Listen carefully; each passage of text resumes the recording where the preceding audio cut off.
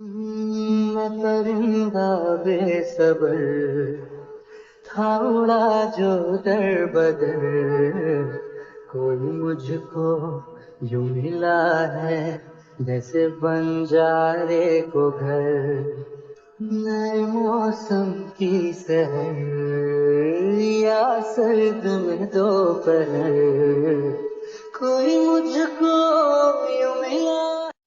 Jimin আর টের কথার মাঝে জিমিনের ফোনটা বেজে ওঠে। জিমিনকে ওর ভাই অ্যালেন কল করেছে। সে তার হোস্টেলের নিচে আছে আর জিমিনকে নেমে যেতে বলেছে। জিমিন থেকে তা জানিয়ে নিচে নেমে দেখলো তার ভাই হাতে অনেকগুলো ব্যাগ নিয়ে দাঁড়িয়ে আছে। জিমিন গিয়ে সালাম দিয়ে প্রশ্ন করে, আসসালামু আলাইকুম ভাইয়া, এতগুলো ব্যাগ কিসের জন্য তোমার হাতে? ওয়ালাইকুম আসসালাম আমার ছোট্ট বোনটা, তোমার জন্য আম্মু রান্না করে পাঠিয়েছে। আব্বুও সাথে আসতে চেয়েছিল কিন্তু তার কাজ পড়ে যাওয়াতে আসতে পারেনি, তাই আমিই নিয়ে এলাম। আম্মু শুধু শুধু এত কষ্ট করে এগুলো রান্না করতে গেল কেন বলো তো? আমি তো দিব্যি ভালো হোস্টেলের খাবার খাচ্ছি। তুই আম্মুর একমাত্র মেয়ে আর আমার একমাত্র ছোট বোন, তোর জন্য করবো না তো কার জন্য করব? তাই বুঝি। আচ্ছা, আব্বু আম্মু আর ভাবি তারা কেমন আছে? আলহামদুলিল্লাহ, সবাই ভালো আছে। সবাই তোকে অনেক মিস করছে। আম্মু তোকে ছুটি পেলেই যেতে বলে। তা তো যাবই। অ্যালেন তখন হাসি মুখে জিমিনকে জড়িয়ে ধরে, মাথায় হাত বুলিয়ে দেয়, এটা সেটা বুঝিয়ে দিচ্ছিল।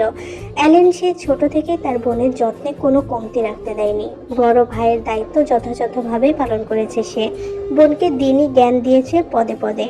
জিমিন তার পরিবারের সকলেরই আদরের, ঠিক তেমন অ্যালেনেরও। নিজের এত আদরের বোনকে পড়াশোনা নিয়ে বাড়ি থেকে দূরে থাকতে হচ্ছে, সেটা ভাবতে তার মন কেমন করে। তাই বোনকে আদর করে সব বুঝিয়ে দিচ্ছে। তখন আবার ঘটে আরেক বিপত্তি। সুগার এই মুহূর্তে জিমিনকে দেখতে খুব ইচ্ছে হচ্ছিল, তাই কোনো কিছু না ভেবেই সে বাইক টান দিয়ে বেরিয়ে পড়ে জিমিনের হোস্টেলের উদ্দেশ্যে। জিমিন তার হোস্টেলের রুমে জানালার সামনে দাঁড়ালে হয়তো একটু হলেও দেখতে পাবে সে। সুগা তার ভাবনা নিয়ে জিমিনদের হোস্টেলের গেটের সামনে তার বাইক নিয়ে থামতেই দেখতে পেল জিমিনকে একটা ছেলে জড়িয়ে ধরে দাঁড়িয়ে আছে। জিমিনের মুখটা অন্য পাশে ফেরানো, জিমিনের হাতটাও সেই ছেলেটাকে জড়িয়ে আছে। সুগা যেন আকাশ থেকে মাটিতে পড়ল। সুগা যেন আকাশ থেকে মাটিতে পড়েছে। সে তড়িৎ গতিতে বাইক থেকে নেমে বড় বড় কদম ফেলে সেখানে গিয়ে জিমিনকে ডেকে ওঠে। জিমিন সে আওয়াজে পেছন ফিরে তাকাতে আটকে তার চোখ জোড়া বড় বড় হয়ে গেছে। অন্যদিকে অ্যালেন ও সুগাকে দেখে জিমিনকে প্রশ্ন করে বসে, কে এই ছেলে?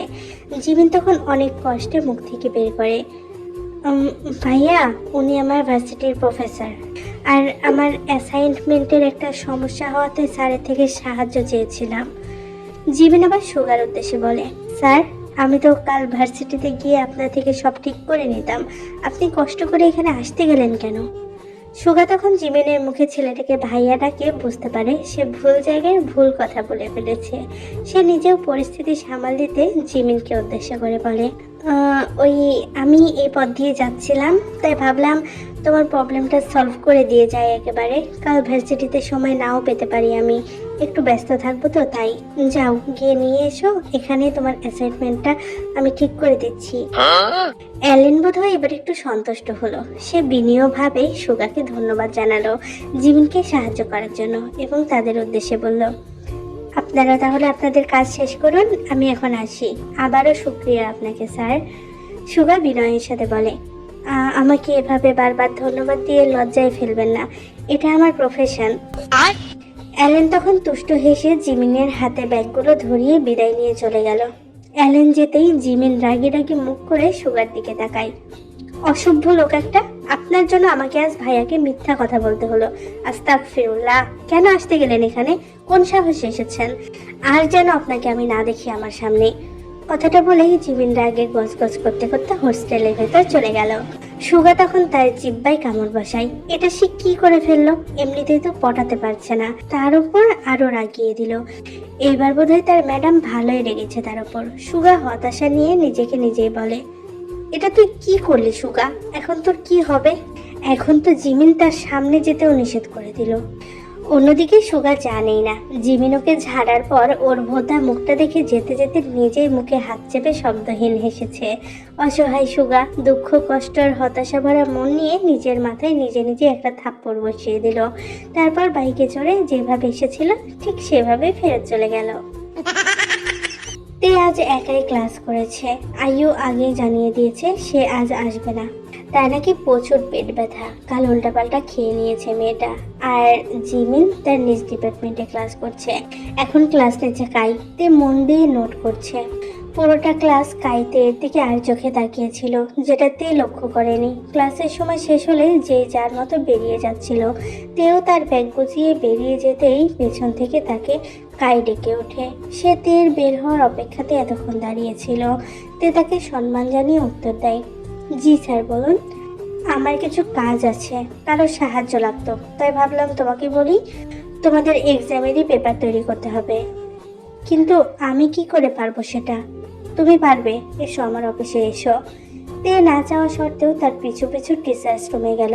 সেখানে গিয়ে কাইতেকে একটা চেয়ার দেখিয়ে বসতে বলল। টিচার্স রুমে তখন কেউ নেই, পুরোটাই ফাঁকা। এখন তাদের লাঞ্চ টাইম চলছে, তাই সবাই বাইরে। পেপারটা একটা বাহানা, কায়ের উদ্দেশ্য থেকে তার কাছাকাছি রাখা। তে অফিস পুরো খালি দেখে অস্বস্তি নিয়ে বসলো। সে কাইকে মানাও করতে পারছে না। সে বসতেই কাই তার সামনে এক বোঝা পেপার রাখলো। তে সেদিকে তাকিয়ে প্রশ্ন করে, এতগুলো আমি একা একা কিভাবে পারবো স্যার? তাহলে কি তুমি আমার সাহায্য চাইছো? কাই তখন তে চেয়ারের দিকে এগোতেই তে তাড়াহুড়ো করে বলে ওঠে, না স্যার, আমি পারবো। কাই সরে গিয়ে তের টেবিলের বরাবর একটা চেয়ার টেনে বসে। তে তার কাজে হাত দিল, এক এক করে পেপার তৈরি করতে লাগলো। এভাবে সময় অতিবাহিত হয়ে এখন প্রায় 1 ঘন্টার কাছাকাছি হয়ে এসেছে। তাও পেপার যেন শেষই হচ্ছে না। কাই সে তখন থেকে তেকে খুঁটিয়ে খুঁটিয়ে দেখছে।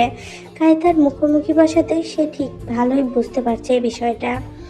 কাই এভাবে তাকিয়ে থাকাতে তের অনেক অস্বস্তি হচ্ছে। তার বারবার নড়াচড়া করতে থাকাই তার প্রমাণ। এর মধ্যে আবার জিমিনও তাকে অনেকবার কল করে ফেলেছে, কিন্তু কায়ের সামনে সে ধরেনি। মেয়েটা তার ক্লাস শেষ করে তের জন্য সে তখন থেকে দাঁড়িয়ে অপেক্ষা করছে। কিন্তু আপাতত তের মূল লক্ষ্য যত তাড়াতাড়ি সম্ভব কাজ শেষ করে এখান থেকে বেরিয়ে যাওয়া, কারণ কাইকে তার একদমই সুবিধা ঠেকছে না। শেষ ব্যাপারটা কমপ্লিট করে তে উঠে দাঁড়ালো। তখনই কাই প্রশ্ন করে, শেষ? জি। তোমার কাজ আমার ভালো লেগেছে। এখন থেকে তুমি আমার সব সাবজেক্টের পেপার তৈরি করবে।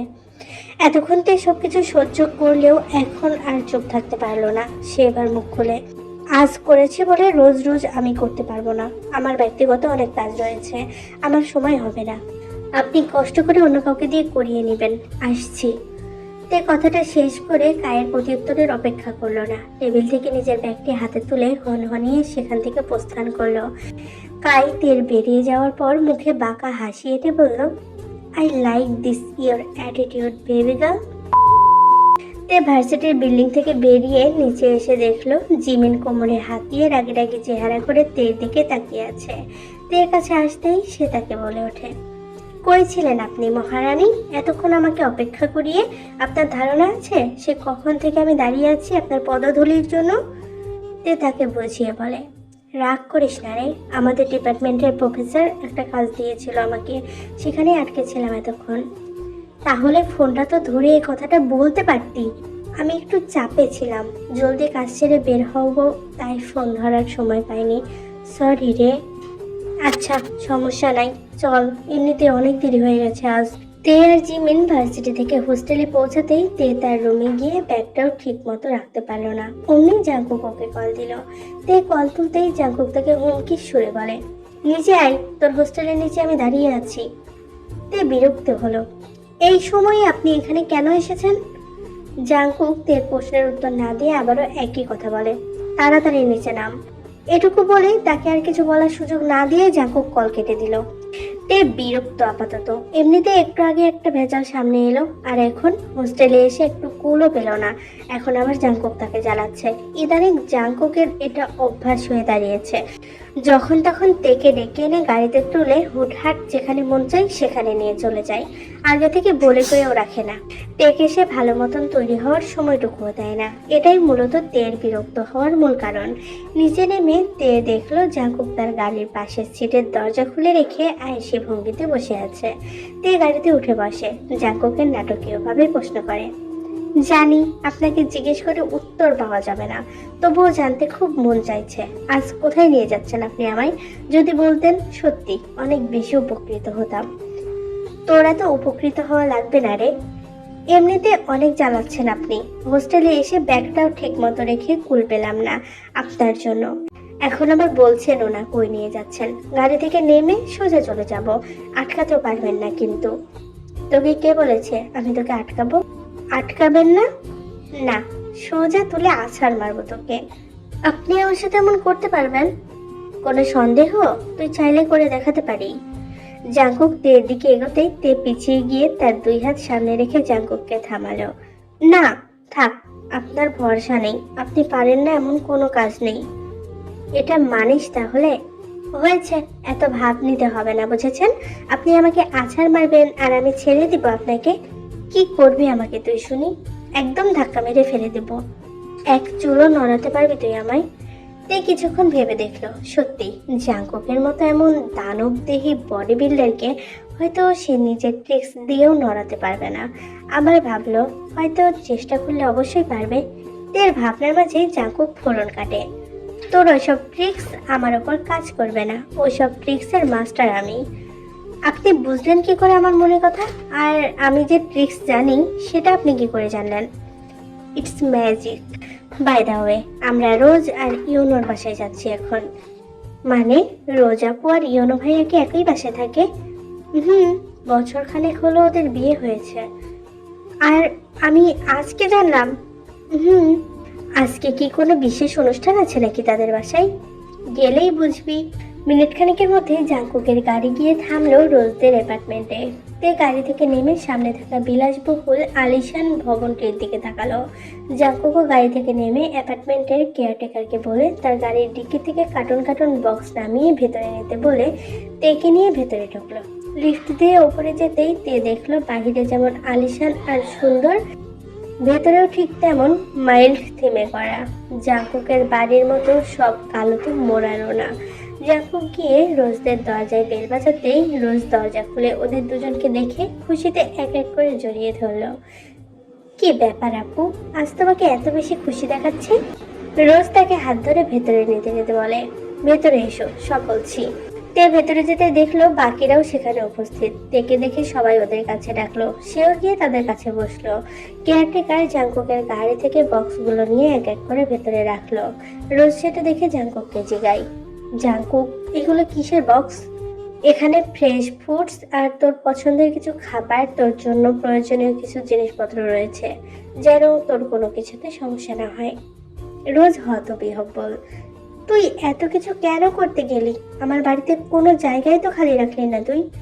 জাঙ্কুক মৃদু হাসে, আমি এমনই, অ্যান্ড ইয়েস, কংগ্রাচুলেশনস। রোজ আবেগী হয়ে বলে, থ্যাঙ্কস আ লট সব কিছুর জন্য। তে শুধু তাকিয়ে তাদের কথা অবুঝের মতো শুনছে। ওরা কি বলছে কিছুই তার বুঝে আসছে না। তেকে দেখে তার উদ্দেশ্যে রোজ বলে, জাঙ্কুক নিশ্চয়ই তোমাকে কিচ্ছু বলেনি তাই না? তে জাঙ্কুকের দিকে একবার তাকায়। উনি কবেই আমাকে ঠিক মতো কিছু বলেছে? সবসময় হুটহাট সব করে ফেলে। রোজ হাসলো, ও এমনই, আমি ওকে বলেছি তোমাকে সাথে করে নিয়ে আসতে। একটা খুশির খবর আছে, তুমি শীঘ্রই খালামণি হতে চলেছ।